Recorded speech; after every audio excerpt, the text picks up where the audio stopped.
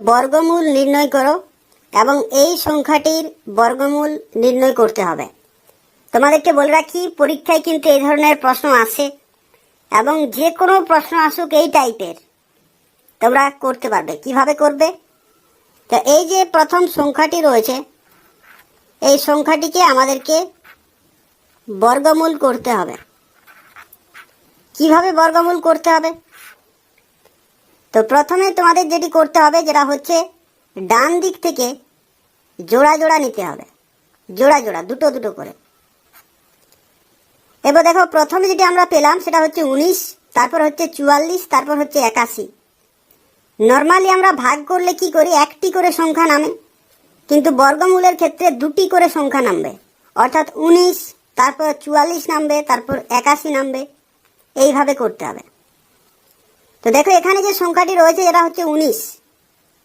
এরপর তোমাদেরকে এমনভাবে সংখ্যাগুলো এখানে বসাতে হবে, যেমন ধরে নাও 2 গুণিত 2 সমান হচ্ছে 4, 3 গুণিত 3 সমান হচ্ছে 9, 4 গুণিত 4 সমান হচ্ছে 16, 5 গুণিত 5 সমান হচ্ছে 25। তো এখানে দেখো 19 আছে, তার মানে কি 16 আর 25-এর মাঝখানে, তাহলে 25 নিলে বড় হয়ে যাচ্ছে, তাহলে 16 নিতে হবে, তার মানে কি 4 এখানে বসাতে হবে। তাহলে 4 4 16। তাহলে এখানে বিয়োগ করলে কত হবে? বিয়োগ করলে হবে 3, এবং এখানে এরপর কিন্তু 44 নামবে, দুটো করে নামবে একসাথে, তাহলে 44 নেমে গেল। আর এখানে 4, এই যে 4 সংখ্যাটি আছে, 4 সংখ্যার কিন্তু এখানে দ্বিগুণ হয়ে যাবে। তাই 4-এর দ্বিগুণ কত? 8, 4-এর দ্বিগুণ হয়ে গেল 8। এরপর একই রকমভাবে এখানে এই যে 8 সংখ্যাটি রয়েছে, এখানে যদি আমরা 1 বসাই তাহলে 1 দিয়ে গুণ করতে হবে। যদি 8-এর পরে 2 বসাই তাহলে 2 দিয়ে গুণ করতে হবে। এইরকমভাবে কিন্তু করতে হবে। তো দেখো, এখানে 344 আমাদের সংখ্যাটি আছে। তো এখানে যদি আমরা 2 বসাই তাহলে কত হচ্ছে? 2 2 4 আর 2 16। যদি আমরা 3 বসাই তাহলে 3 3 9, 3 8 24। ঠিক আছে, হচ্ছে না। যদি 4 বসাই, 4 4 16, 4 8 32 1 33, এটা হচ্ছে। তাই 4 দিয়ে খাওয়াবো। 4 দিয়ে যদি খাওয়াই তাহলে এখানে 4 আবার লিখতে হবে। ঠিক আছে, এখানে যে 4 লিখবো সেটা এখানেও লিখতে হবে। তাহলে 84-কে 4 দিয়ে গুণ করলে আমরা কত পেলাম? 336। 336 এখানে লিখে দিচ্ছি। ঠিক আছে, এবার বিয়োগ করতে হবে। 6 আছে কতই? 14, 8-এ 14, হাত থেকে 1, তাহলে মিলে গেল, 0 0 হয়ে গেল, তাহলে 8 থাকলো। এরপর আবার 81 নামবে, দুটো করে নামবে সবসময়, 81। এরপর কি করতে হবে? 44-এর ডবল বা 44-এর দ্বিগুণ, তাহলে কি হবে? 88। 44-এর দ্বিগুণ হচ্ছে 88। এবার 88-র সাথে এখানে আমাদেরকে বসাতে হবে যে কোন সংখ্যাটি হবে। তো 88-র সাথে যদি আমরা 1 বসাই এবং 1 দিয়ে যদি গুণ করি তাহলে কত হবে? 881 হবে। আর দেখতে পাচ্ছি এখানে 881 আছে, তার মানে এখানে 1 বসালাম, এখানে 1 বসালাম, আর এখানে 881 হয়ে গেল। এটা মিলে গেল। তাহলে আমাদের আনসার কত হলো? আনসার হলো 441। 441 হবে এখানে কারেক্ট আনসার। ঠিক আছে, এইভাবে কিন্তু তোমাদেরকে বর্গমূল করতে হবে।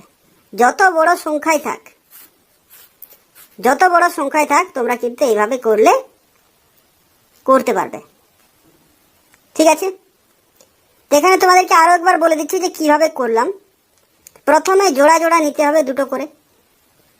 জোড়া জোড়া নেওয়ার পরে তোমাদেরকে দেখতে হবে যে কত দিয়ে এখানে যাবে। তো যদি আমরা 5 দিয়ে বসাই তাহলে 5 5 25 বড় হয়ে যাচ্ছে, তার জন্য 4 4 16, বিয়োগ করে 3 হচ্ছে এবং জোড়া নামছে 44। এরপর 4-এর ডবল হয়ে গেল 8। এবার 8-এর পরে কত সংখ্যা বসাবো তাহলে এটা ঠিকঠাক বসবে। তো যদি 4 বসায় তাহলে 84 গুণিত 4। তো 84 গুণিত 4 মানে হচ্ছে 336। 336 বসালাম। একই রকমভাবে বিয়োগ করলে 8 পেলাম, 81 নামলো এবং এখানে 1 বসিয়ে আনসার হয়ে গেল 441। এটা হচ্ছে প্রথম প্রশ্নের উত্তর। এরপর দেখো পরবর্তী প্রশ্নে বলা হচ্ছে 9545 থেকে কোন ক্ষুদ্রতম ধনাত্মক সংখ্যা বিয়োগ করলে বিয়োগফল একটি পূর্ণবর্গ সংখ্যা হবে। অর্থাৎ এই সংখ্যা থেকে বিয়োগ করতে হবে কোন একটি সংখ্যা, তাহলে আমরা একটা পূর্ণবর্গ সংখ্যা পাবো। তাহলে কত সংখ্যা বিয়োগ করতে হবে? এটা অত্যন্ত একটি গুরুত্বপূর্ণ প্রশ্ন রয়েছে, আইসিডিএস পরীক্ষায় এসে থাকে। এই রকম প্রশ্ন এলে তোমাদেরকে প্রথমে বর্গমূল করতে হবে। এই যে 9545 রয়েছে সংখ্যাটি, এটাকে তোমাদেরকে আগে বর্গমূল করতে হবে। বর্গমূল করার জন্য প্রথমে জোড়া জোড়া নিতে হবে এবং এই যে 95 হচ্ছে, 95টা দেখতে হবে যে কত দিয়ে যাবে। তো 9 9 হয়ে 81 আর 10 10 হচ্ছে 100। তাহলে 81 এবং 100-র মাঝখানে হচ্ছে 95। তো সেক্ষেত্রে 10 নিলে এটা বড় হয়ে যাচ্ছে, আমরা 9 নিয়ে এখানে দেখব। তাই 9 9 হচ্ছে 81, বিয়োগ করলে হচ্ছে 4 আর এখানে হচ্ছে 1। আর এখানে জোড়া নামবে, জোড়া অর্থাৎ 45 পুরোটাই নেমে যাবে।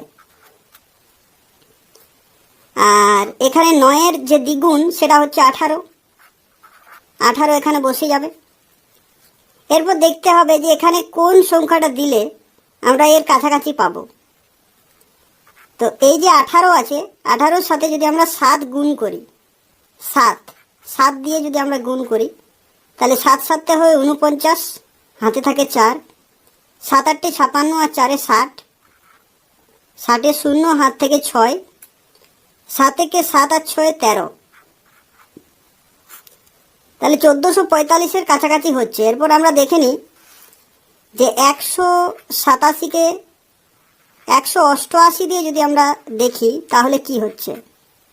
তাহলে 8 8 হচ্ছে 64, হাতে থেকে 6, 8 8 64 আর 6 70, হাতে থাকে 6 এর 7, তাহলে 8 একে 8 আর 7 15, তাহলে এটা বেশি হয়ে যাচ্ছে। তো সেই জন্য আমরা 7 দিয়ে খাওয়াবো। এখানে 7 লিখবো, এখানেও 7 লিখে দেব। তাহলে আমরা কত পেয়েছিলাম? 1309। এটা বিয়োগ করব, 9 আছে কত? 15, 6 15, হাতে থাকে 1, 1 আছে কত? 4, 3 4, 3 আছে কত? 4, 1 আছে 136। এখানে কিন্তু ভাগশেষ থেকে যাচ্ছে। এটা কি থাকছে? ভাগশেষ। অর্থাৎ কি, এই যে 95 45 যে সংখ্যাটি ছিল, এই সংখ্যা থেকে যদি আমরা 136 বাদ দিয়ে দিই তাহলে যে সংখ্যাটি হবে সেটা হবে একটি পূর্ণ বর্গ সংখ্যা। তাহলে বিয়োগ করলে কত হবে? 6 আছে কত? 15, 9 15, হাতে থাকে 1 0, 1 আছে কত? 5, 4 5 আর 9।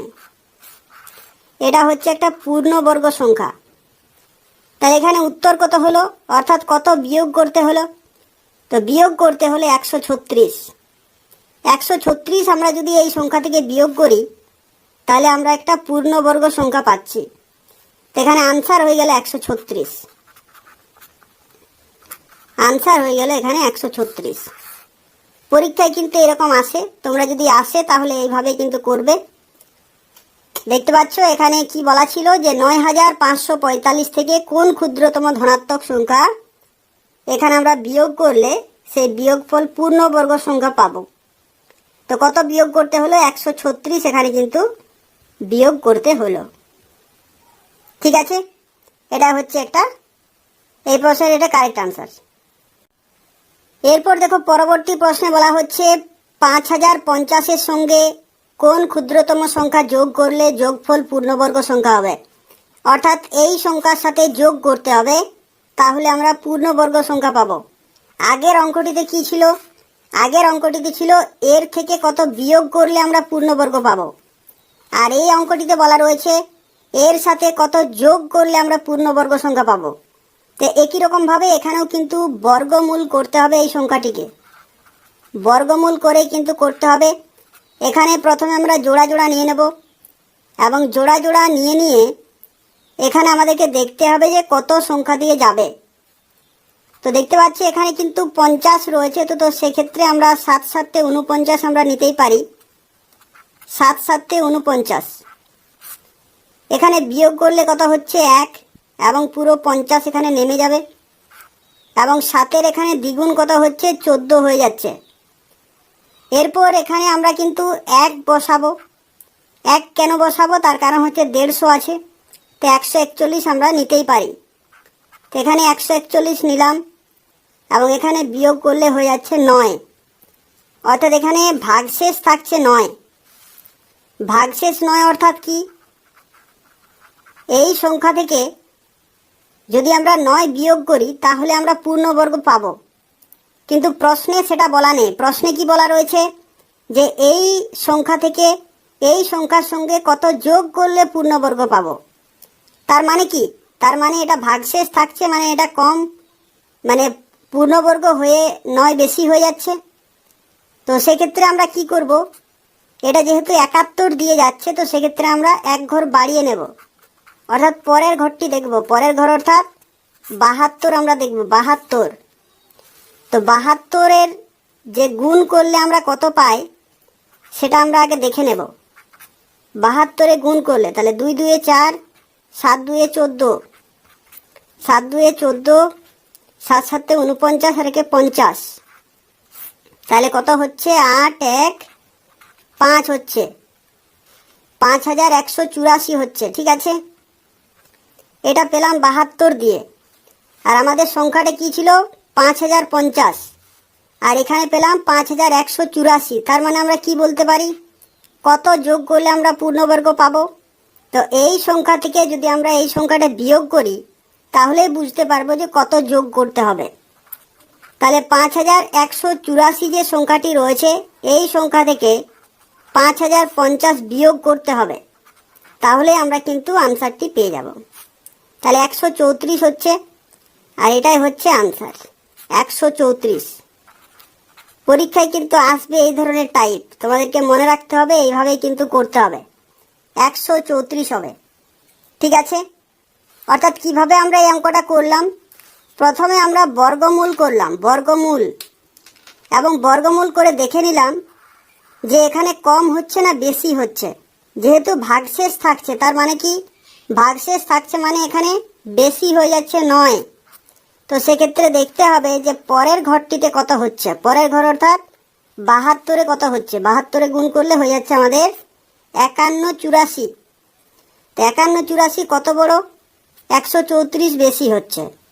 তো 134 আমরা যদি যোগ করি এর সাথে, তাহলে আমরা একটা পূর্ণবর্গ সংখ্যা পেয়ে যাব। এটাই হচ্ছে এটার কারেক্ট আনসার। এরপর দেখো পরবর্তী প্রশ্নে বলা হচ্ছে সমাধান করো 4x - 2x + 3 = 9 - 4x। এই ধরনের প্রশ্ন ICDS এ আসছে। তো এই ধরনের প্রশ্ন যদি থাকে তাহলে তোমরা কিভাবে করবে। তো দেখো এখানে সমাধান করো বলা রয়েছে, তার মানে কি, তার মানে হচ্ছে x সমান কত, x সমান কত, এটা কিন্তু বার করতে হবে যে x এর মান কত। তো এই ধরনের যদি প্রশ্ন থাকে তাহলে দেখতে পাচ্ছ 4x - 2x + 3 = 9 - 4x। এই ধরনের যদি থাকে তাহলে এখানে দেখে নাও, এখানে কি আছে, এখানে আছে 4x মানে হচ্ছে x আছে 4টা, আর এখানে আছে 2x মানে x হচ্ছে 2টো, আর মাঝখানে আছে মাইনাস, তার মানে কি এই দুটোর বিয়োগ হবে। তাহলে 4টা x এর থেকে 2টো x যদি চলে যায় তাহলে হবে 2টো x অর্থাৎ 2x। তারপর হচ্ছে প্লাস, তারপর হচ্ছে 3 সমান 9 - 4x। এরপর কি করতে হবে, এই যে 4xটা আছে এটা ডান দিকে আছে, এটাকে বাঁ দিকে আনতে হবে, সমানের বাঁ দিকে আনতে হবে। আমরা প্রথমে লিখে নেব 2x, এবং এটাকে যদি আমরা বাঁ দিকে নিয়ে আসি তাহলে চিহ্ন পাল্টে যাবে। এ আছে মাইনাস, তো হয়ে যাবে প্লাস, মাইনাস থাকলে প্লাস হবে, প্লাস থাকলে মাইনাস হবে, ভাগ থাকলে গুণ হবে, গুণ থাকলে ভাগ হবে। এখানে মাইনাস আছে, তো সেক্ষেত্রে প্লাস 4x। এরপর আমরা ডান দিকে কি পাচ্ছি, 9 পাচ্ছি বা 9 পাচ্ছি, এবং এই যে 3 ছিল, এই 3টাকে ডান দিকে নিয়ে যাব। তো এখানে ছিল +3, এদিকে গেলে হবে -3। এরপর এখানে আছে যোগ চিহ্ন, তার মানে কি দুটো যোগ হবে, 4টা x এবং 2টো x, কটা হচ্ছে 6টা x হচ্ছে। আর এখানে 9 থেকে 3 বিয়োগ গেলে থাকে 6। এরপর x সমান কত হবে, x সমান কি হবে, ডান দিকে আছে 6, এবং এই যে 6 আছে এটা কিন্তু গুণ রূপে আছে। 6 এর সাথে x মানে কি গুণ রূপে থাকে, 6x মানে কি 6 ই গুণিত x, ঠিক আছে, এটাকে লেখা হয় 6x, তাহলে গুণ রূপে আছে। তাহলে ওইদিকে গেলে কি হবে, গুণ থাকলে হবে ভাগ হবে, তাহলে 6টা নিচে চলে যাবে ভাগ, তাহলে 6কে 6 দিয়ে ভাগ করলে হবে 1। তাহলে x এর মান কত পেলাম, x এর মান পেয়ে গেলাম 1। তো অপশন নাম্বার এখানে ডি হচ্ছে এখানে কারেক্ট আনসার। এরপর দেখো পরবর্তী প্রশ্নে বলা হচ্ছে কোন ভগ্নাংশটি সবচেয়ে বড়। এই যে 4টি ভগ্নাংশ রয়েছে, 1-এর 8, 1-এর 4, 3-এর 16 এবং 2-এর 7, এই 4টি ভগ্নাংশের মধ্যে সবচেয়ে বড় ভগ্নাংশ কোনটি। এই ধরনের যদি প্রশ্ন আসে তাহলে দুটি পদ্ধতি রয়েছে, একটি হচ্ছে সরাসরি করা যায়, আর একটি হচ্ছে লসাগু করে করা যায়। আমরা সরাসরি বা শর্টকাটে দেখব যে কিভাবে করা যায়। তো শর্টকাটে করতে গেলে প্রথমে আমাদেরকে চেক করতে হবে যে কোনটি সর্বোচ্চ বা কোনটি সবচেয়ে বড়। তো তার জন্য সবাইকে তুলনা করতে হবে। তো প্রথমে আমরা এই দুটোর তুলনা করব। এই দুটো যদি আমরা তুলনা করি তাহলে কি হবে, এই 4-এর সাথে 1-এর গুণ করতে হবে, 4-এর সাথে 1। তাহলে 4-এর সাথে যে 1 গুণ করব সেটা লিখব বাঁ দিকে, আর 8-এর সাথে 1 গুণ করব সেটা লিখব ডান দিকে। এটা হচ্ছে পদ্ধতি। তো 4-এর সাথে 1 গুণ করলে 4-একে 4, আর 8-এর সাথে 1 গুণ করলে 8-একে 8। তাহলে আমরা 1-এর 8-এর ভ্যালু পেলাম কত, 4, আর 1-এর 4-এর ভ্যালু পেলাম 8। তাহলে এরপর তোমরা বুঝতে পারছো কোনটা বড়, 8 বড়, 4-এর থেকে 8 বড়, তার মানে কি এটা বড়, এটা বড়। এরপর আমরা কি করলাম যে এই দুটোর মধ্যে তুলনা করলাম যে এটা বড়, কিন্তু এগুলোর মধ্যেও কিন্তু তুলনা করতে হবে। তাহলে এটা যেহেতু বড় বর্তমানে, তো এটার সাথে আমাদেরকে এটাকে চেক করতে হবে যে এই দুটোর মধ্যে কে বড়। তো 1-এর 4 এবং 3-এর 16, একই রকমভাবে আমরা গুণ করলো 16-র সাথে 1-কে, তাহলে 16-কে 16 লিখবো বাঁ দিকে, ঠিক যেরকম এটাতে লিখলাম 4-কে 4 বাঁ দিকে লিখলাম, সেই একই রকমভাবে 16-কে 16 বাঁ দিকে, আর 3-4-এ 12 লিখবো ডান দিকে। তাহলে কে বড়, 16 বড় নাকি 12 বড়, 16 বড়। তো সেক্ষেত্রে এই ভগ্নাংশটি এখনও বড় আছে, এর সাথে তুলনা হয়ে গেল। এরপর এর সাথে তুলনা করে দেখব যে কে বড়। 1-এর 4-এর সাথে এটাকে তুলনা করব, 1-এর 4 এবং 2-এর 7, এই দুটোকে যদি আমরা তুলনা করি তাহলে কি হবে, 7-এর সাথে 1 গুণ করলে 7-একে 7, 4-এর সাথে 2 গুণ করলে 4-2-এ 8। তাহলে আমরা পেলাম 1-এর 4-কে পেলাম 7, আর 2-এর 7-কে পেলাম আমরা 8। তাহলে কোনটা বড়, 8 বড়। 8 বড় মানে কি এই ভগ্নাংশটি বড়, তার মানে কি এটার সাথে যখন আমরা তুলনা করছি তখন সবচেয়ে বড় হয়ে গেল এটা।